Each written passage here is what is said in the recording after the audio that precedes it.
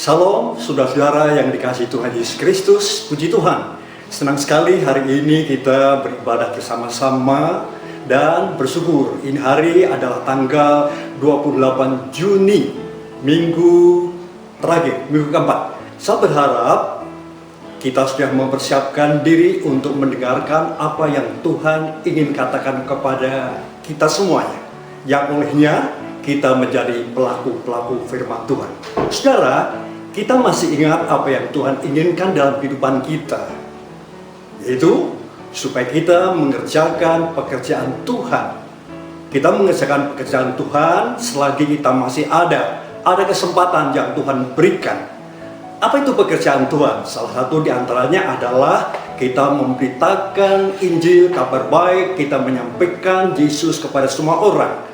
Dan saudara, tidak ada alasan bahwa pemberitaan Injil itu akan berakhir, selesai. Yesus katakan di dalam Injilnya, di dalam Injil Matius pasal 24 ayat 14, dan Injil kerajaan ini akan diberitakan di seluruh dunia menjadi kesaksian bagi semua bangsa, sesudah itu barulah tiba kesudahannya. Dengan kata lain, Injil harus kita sampaikan menjadi kesaksian bagi semua bangsa. Dan ternyata belum kita sampaikan. Itu sebabnya saudara, sekali lagi kita harus kerjakan dan menuntaskan tugas itu. Hari ini kita akan belajar kebenaran firman Tuhan tentang tujuan besar dan benar dalam mengikut Tuhan. Untuk itu mari kita membaca kebenaran firman Tuhan yang terambil dari Markus pasal 1 ayat 16 sampai 18. Demikianlah firman Tuhan. Ketika Yesus sedang berjalan menyusur danau Galilea, ia melihat Simon dan Andreas, saudara Simon. Mereka sedang menebarkan jala di danau sebab mereka penjala ikan. Yesus berkata kepada mereka, "Marilah ikutlah aku, dan kamu akan kujadikan penjala manusia." Lalu mereka pun segera meninggalkan jalannya dan mengikut Yesus. Mengapa Yesus memanggil para nelayan, penjala ikan?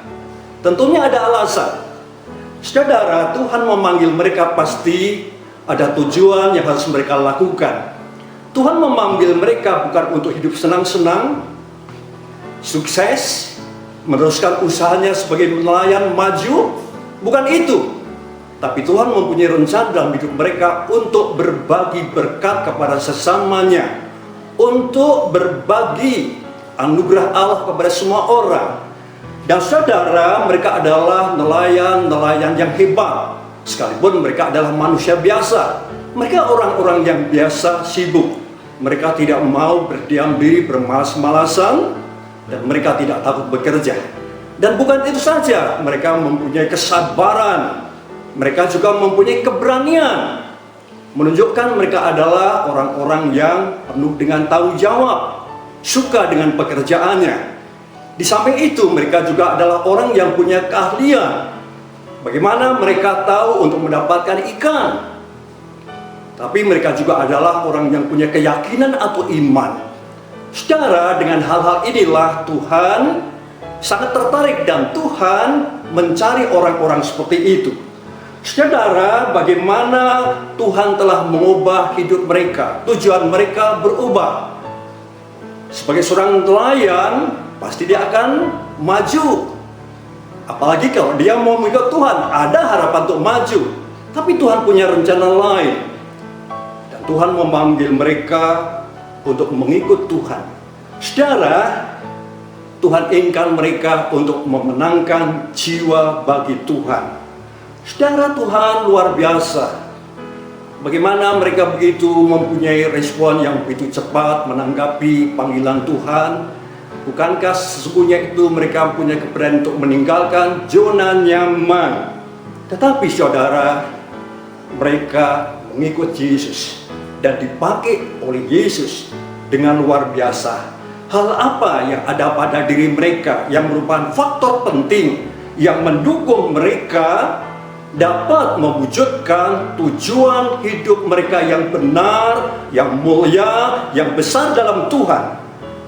Kalau kita boleh bertanya, apa tujuan hidup kita dalam Tuhan? Benar, kita sudah diselamatkan. Tetapi apakah tujuan kita sebenarnya? Saudara, jangan-jangan kita tidak mempunyai tujuan. Ketika kita, barangkali tujuan itu salah, tapi ketika kita tidak mempunyai tujuan, itu adalah masalah besar dan kegagalan dalam hidup kita pasti akan terjadi. Ketenaran, kekayaan, kedudukan, berlimpah ruah dengan kekayaan, bukan itu sebenarnya tujuannya.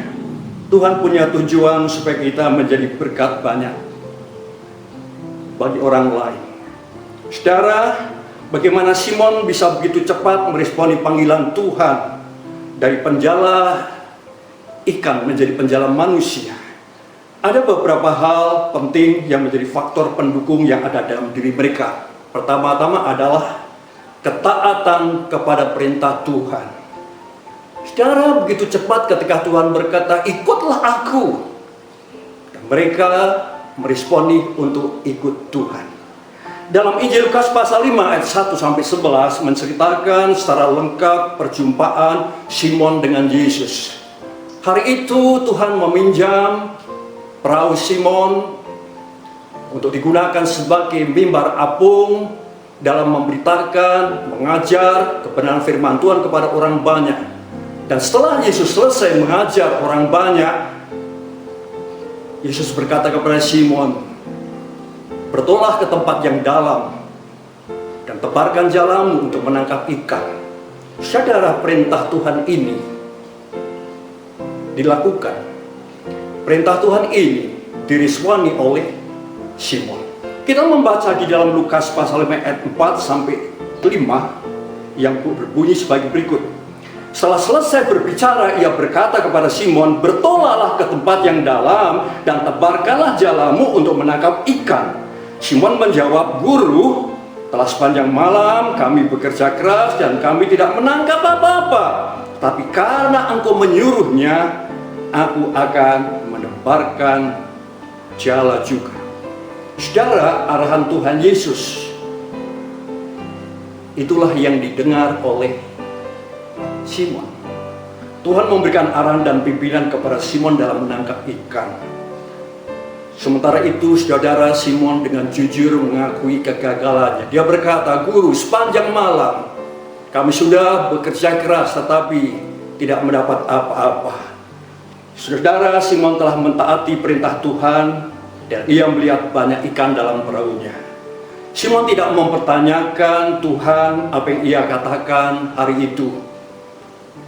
Dan Simon mau tunduk kepada otoritas Tuhan, meskipun ia tidak mengerti semua apa yang akan Tuhan lakukan.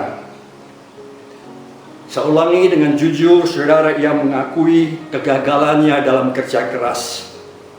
Tetapi luar biasa, saudara, Simon melihat bagaimana kuasa Allah bekerja di hadapan matanya. Saudara, bayangkan, jika Simon tidak mentaati perintah pertama yang tidak menarik, yang tidak berarti kesannya, maka ia tidak akan pernah mengambil bagian dalam sebuah mujizat. Saudara, banyak orang berlawanan dengan keinginan Tuhan. Banyak orang tidak mau melakukan apa yang Tuhan inginkan. Hal inilah yang menjadi kendala untuk menghidupi tujuan hidup kita yang benar dalam ikut Tuhan. Ketidakketaatan adalah masalah besar untuk hidup buat Tuhan. Saudara, kita harus memindahkan fokus diri kita kepada keinginan Tuhan yang punya nilai kekal. Kiranya hari ini kita mau dipakai Tuhan. Kuncinya adalah ketaatan. Mari kita taat kepada perintah Tuhan dan keinginannya. Selanjutnya, apa yang dilakukan Simon dalam faktor yang menunjang tujuan hidupnya dalam ikut Tuhan. Yaitu yang kedua, kerjasama dengan orang lain. Simon memang bukan orang yang sempurna, tetapi ia cukup baik. Ketika ia melakukan perintah Tuhan, mujizat terjadi. Dia melihat bagaimana sejumlah ikan besar, bahkan dia lihat jala itu koyak. Sehingga mereka memerlukan bantuan dari orang lain.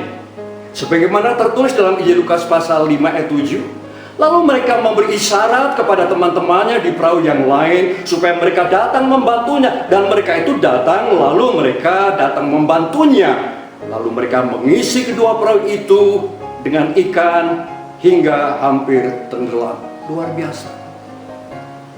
Bayangkan ketika dalam jala itu pun ikan, tapi jala mulai goyang. Pasti ada satu usaha yang sia-sia. Sekalipun ada perolehan, tapi ada yang terlepas. Tapi sekali lagi ini merupakan suatu hikmat yang dimiliki oleh nelayan biasa. Saudara, inisiatif untuk menangkap ikan datang dari Tuhan. Dan hasil dalam menangkap ikan juga datang dari Tuhan. Simon tidak dapat melakukan sendiri. Dia mengaku gagal, tapi ketika dia melihat begitu banyak perolehan tangkapan, dia pun tidak dapat untuk menyelesaikan pekerjaannya itu dengan dirinya sendiri, dengan timnya. Dia membutuhkan orang lain. Saudara, ini adalah pelajaran bagaimana kita untuk membangun relasi hidup yang menyenangkan, berbagi berkat, berbagi anugerah, yang sangat menyenangkan, apalagi dalam memenangkan jiwa melayani Tuhan. Kita perlu membutuhkan orang lain. Seringkali kita suka bersaing dan kita tidak mau disaingi, sehingga egosentris. Mau contoh, ketika seorang berkata, "Tante, Bu, Om, apa resepnya?" Itu rahasia perusahaan. Sudah tahu artinya? Saudara, kita tidak boleh merasa hebat sendiri. Ingat, jala goyang. Ingat, ada kelemahan dan kekurangan. Firman Tuhan ingatkan dalam Galatia pasal 6 ayat 2, "Bertolong-tolonglah menanggung bebanmu, demikianlah kamu memenuhi hukum Kristus." Sesungguhnya kita sebagai anak-anak Tuhan, kita punya sahabat. Mari kita berbagi berkat dengan orang lain. Kita membutuhkan. Amin. Kita pun juga dibutuhkan. Saudara, berikutnya untuk menjalankan manusia bagi Tuhan, ada hal lagi yang penting, yaitu yang terakhir, menyadari keberadaan diri sendiri. Coba kita perhatikan dalam pasal 5 ayat 8 Injil Lukas. Demikian bunyinya, ketika Simon Petrus melihat hal itu, ia pun tersungkur di hadapan Yesus dan berkata, "Tuhan, pergilah daripadaku, karena aku ini seorang berdosa." Simon menyadari dirinya ketika ia melihat kuasa Tuhan bekerja di hadapannya.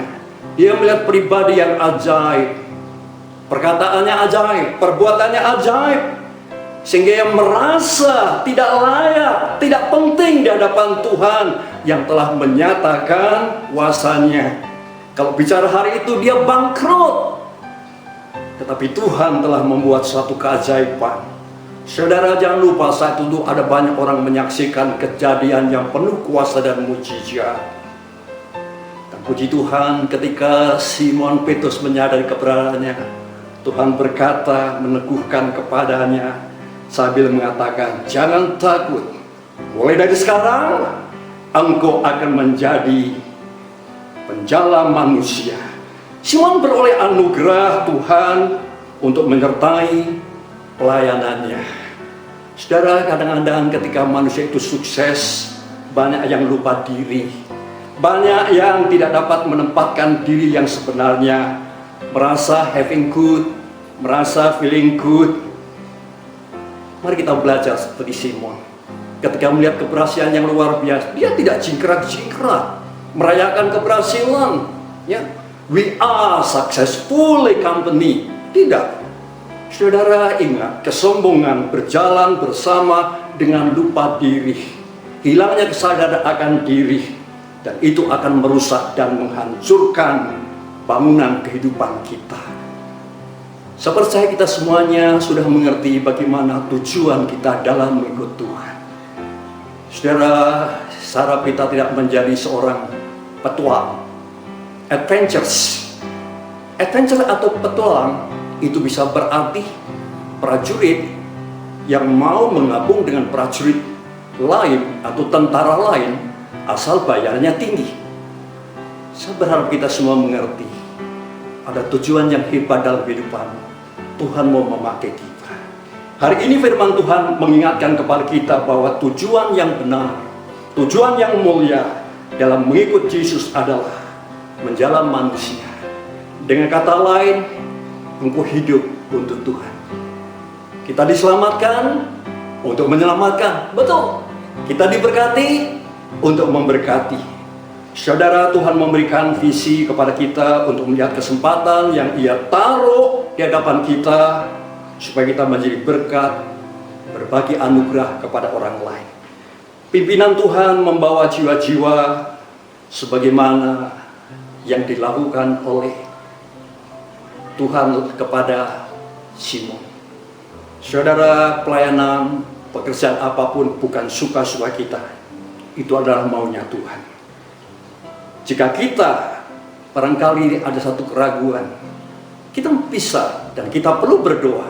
Tuhan, tunjukkan kepada kami di mana ada ikan, dari mana Engkau mau supaya aku menangkap ikan itu, dan aku siap untuk menebarkan jalaku. Bukankah itu jauh lebih baik? Satu kesadaran kita akan panggilan kita memenangkan jiwa bagi Kristus. Saudara, berbicara hasil itu datang juga dari Tuhan. Itu sebabnya ketika kita merasa gagal, tidak ada alasan kita untuk menyalahkan Tuhan dalam menyalahkan orang lain, apalagi menyalahkan diri kita sendiri. Tetapi marilah, tentunya dengan satu kesadaran yang tinggi, ketika kita dapat melakukan, semuanya itu adalah anugerah dan kemurahan Tuhan. Paulus pernah berkata, bukan yang menyiram, bukan yang menanam, dan bukan siapa-siapa, tetapi yang memberikan pertumbuhan itu adalah Tuhan. Bukan metode, bukan cara. Secara akhirnya, dalam menjalan manusia bagi Tuhan, kita harus memindahkan usaha diri kita yang berfokus pada diri kita kepada pekerjaan Tuhan, kepada keinginan Tuhan. Menjalan manusia bagi Tuhan menuntut ketaatan kepada otoritasnya. Jangan bicara kita dipakai Tuhan, jangan bicara surga. Sekali lagi, kalau kita tidak taat, bawa maunya sendiri. Saudara, kita bersyukur Tuhan mengajarkan kepada kita, ketika orang tiba pada kesadaran akan dirinya, maka begitu mudah dia taat untuk menjadi saluran berkat bagi orang lain. Kiranya di tengah-tengah suasana seperti ini masih ada kesempatan Tuhan memakai saudara, dan jadilah berkat. Karena engkau diberkati untuk memberkati. Karena engkau telah diselamatkan, bawa kabar keselamatan kepada orang lain. Mari kita akan datang kepada Tuhan dalam doa. Dengan kerendah hati kita bersyukur. Mari kita berdoa dengan sungguh-sungguh. Tuhan, kami bersyukur kepadamu yang telah menyelamatkan kami orang-orang berdosa, dan Engkau telah memanggil dan mempercayakan kami kepada pelayanan, membawa jiwa-jiwa menjadi berkat bagi orang lain. Kesanggupan kami adalah pekerjaan-Mu ya Tuhan. Tuhan, pimpinlah kami dan lengkapi kami selalu untuk pekerjaan ini dengan kuasa Roh Kudus. Dalam nama Yesus, amin. Tuhan memberkati kita semuanya.